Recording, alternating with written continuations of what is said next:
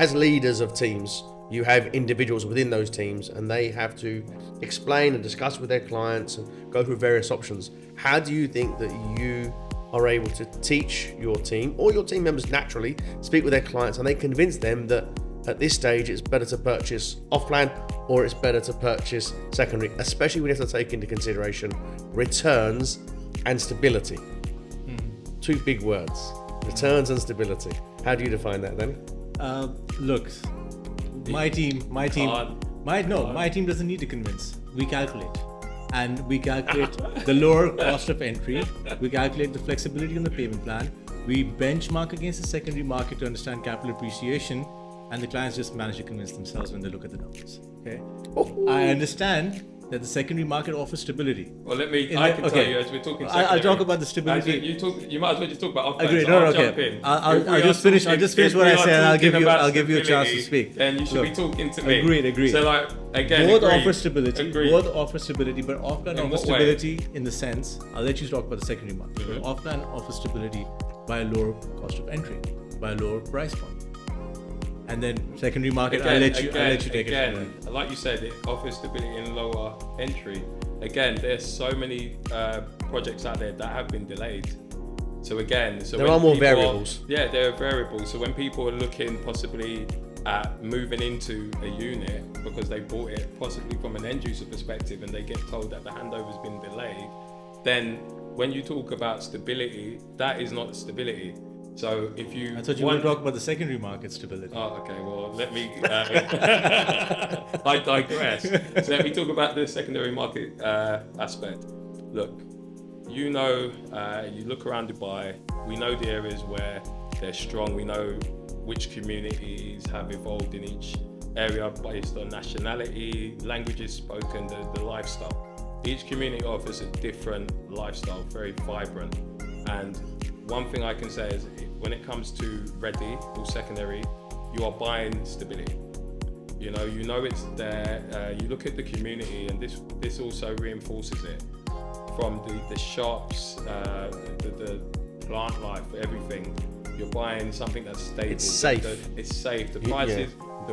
If you look at the rents, they over year on year they don't really change that much. There's a little increase, but it's not crazy in comparison to some of these projects that are off plan that I see have dropped dramatically and people sell below OP, like take a huge hit. Whereas when it comes to secondary, it's not. I've not really seen it since I've been here. Realistically, if you buy something in like ready and you decide to sell, you're probably just selling because you need to leave Dubai for whatever reason. But from an investment perspective, it only seems like it's going up. Yeah, I mean, I could flip that. The safety element is there though, yeah. In terms of what's there. You aren't going to buy something and move into it and then next week a building comes up next door. It's a mature community. I'll come to that. It's a green belt. They used to have areas where there was a green belt behind and then it's become something else. I could flip that whole idea as well. Like if there were delays, the only thing that does is it also delays payments. There's a lot of construction linked payment plans now. So if there's a delay in the payment plan, if there's a delay in the construction, you just delay on the payments as well because you haven't achieved the milestone of construction. It doesn't help though. Sorry. It doesn't help. I know. But it depends if you want to move in. Yeah. If I'm buying like off now, plan is geared more towards investors anyway. Again. But you said if I can hold on to my $1 million asset without having to pay for it for the next 3 years because there's delays. Well, the market's going up. Come on. And there's more people moving in. You said it yourself. There's some nice projects. So if I'm now thinking, I'll listen to what you're saying and come in at low entry and possibly have something for 3 to 4 years. And then I'm now leaving a property to move in and then I'm told that I can't move in. Then if there's the factors that haven't been accounted for. Yeah. So I could be... One being the unhappy wife. Yeah, exactly. I could be... Some projects are delayed like 6 months, some are delayed like longer. And then there's just this unknowing of what's going to happen. So it doesn't really matter which developer, the developers are relevant, but this is very common in off-plan, okay? Very common, whether it's a week, whether it's a month, different phases, there's delays for whatever reason, okay? So any person that is going to buy primary or off-plan should really factor that in, because these are not the same issues. You don't get these issues in secondary. I will say, sorry, I feel like I'm going on both sides, but with the more established developers, so a lot of times when developers lapse the date, it's actually more down to the fact that on occasions, because of global issues, shipping costs, just shipping in general, sometimes it's harder for them to get materials here. Everything has to be brought here, right? Majority of has to be brought in. So sometimes these things are out of the developer's control. End user doesn't care though. But End user wants to move in his house. He's paid. I agree. He's stuck with his payment plan. You know, he doesn't want to be told that something's delayed. I know reason. what you're saying is partially correct, but there is a reason why more than 60% of the market is buying off plan and not secondary. Then but if you look, there are people who have the understanding of how off plan works beyond the certain occasions and times when there have been delays, but that doesn't necessarily generalize the entire market. So I know we'll talk about it. this. It doesn't, and I'm going to jump in. Yeah, go for it. Just before you, us. Look, reality is this year we have seen a higher demand in off plan, like you said, 60 to 70%. But if you look at a lot of the projects that have again been launched, they're sort of master developers, and we're talking like land, like Miras, we're talking Ema, we're talking these are master developers. So and they're not small projects, they're big communities. So this factors in as well when we talk about the 60%. Because last year off-plan wasn't leading that at that level. And if you base the projects that were released, you'll see there weren't so many master communities like fighting at the same time. So again, it does go hand in hand with the fact that off-plan does feed into secondary and vice versa. But if you're going to look at this year in comparison to last year, I think the big thing was how many master developers had launched. Again, villas, townhouses, even from an off-plan segment as well. It's a lot of villa communities and townhouse communities that have really that have really come out this year. Right. Because that is what's missing, and that is where if the supply and demand issue is. Villas and townhouses. Also comparing the price per square foot in the secondary market for villas versus what you have in villas and townhouses and off-plan. I mean, we're looking at least a 20% variance. So people understand that. They understand the numbers behind these launches and what they could stand to make if they would buy into these off-plan.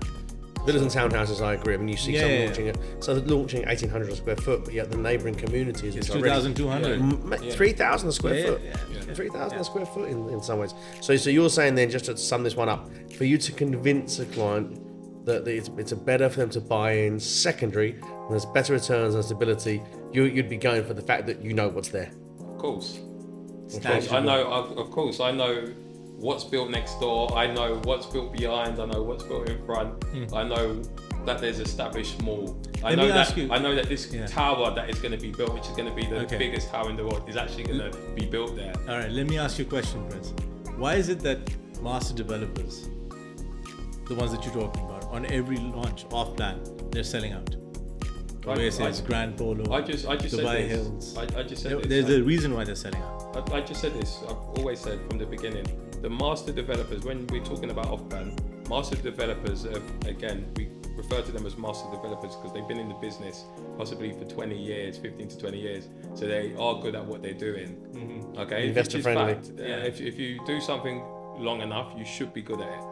Okay? So that's neither here nor there. However, to answer your question, from the get-go, we mentioned that the security is in the developer. However, you still get delays. So to backtrack on that, the security is in something that's ready with a developer that's probably a master developer. I know we're going to talk about this next, so I'll wait till that point. So to summarize for off-plan then, because for me, I understand your point. If something's a tangible asset, you can see it, you know what's around you. There is an element of safety. The return part is a little bit, there's potential on both sides, obviously. Stability, I will give you the fact that you know what's going to be there. But your question was about stability. When it was about returns and stability and how you convince a client. So yours is based upon the fact that it's stability, you know what's there. What would be yours? What gives better returns and is one more stable than the other? It's not about convincing a client, it's about showing the numbers. And for example, in the villa community, what we just said, villas going upwards of 3,000 dirhams a square foot versus 1,800 in the off-plan market. You can easily show the numbers. How do you need to projects convince somebody that on have that? been delayed. Yeah. You can show the market. Or if you just go on and Google, you'll see many projects that have been delayed or many disgruntled. His team are that honest and that professional that they're only going to push the ones that will finish. The ones that will finish. Yeah. There's many disgruntled investors that are waiting or still waiting to have some sort of idea on what's happening with the project. I think I've seen more distressed deals in the secondary market than I've seen them in the off-plan resale market. Really? Yeah. Based on, if just go online and see how many people are selling below OP. I think there's a lot of people trying to jump on secondary market distressed deals than off-plan resale. We are cooking now. Yeah, because they've paid such a high premium for certain properties that they never should have in the first place. But the first year investor who bought off-plan at a lower price point has already sold and exited. Okay, so basically what you're saying is that people who have already invested in ready are still investing in primary. I think a lot of people who want to invest don't even look at secondary as an option. They look at off-plan. Because how many distressed deals are there? I don't really hear of any. I constantly see agents and people going around going, is this distressed? Is this distressed? When it comes to ready, it's where? Tell me where. Which community am I going into now to get something distressed in a villa or townhouse community? I'll give you a few options. Give me some options. I look forward to seeing some of Give me those. some options because I can tell you there's countless projects where people are selling below OP. Okay, irrespective of the developer.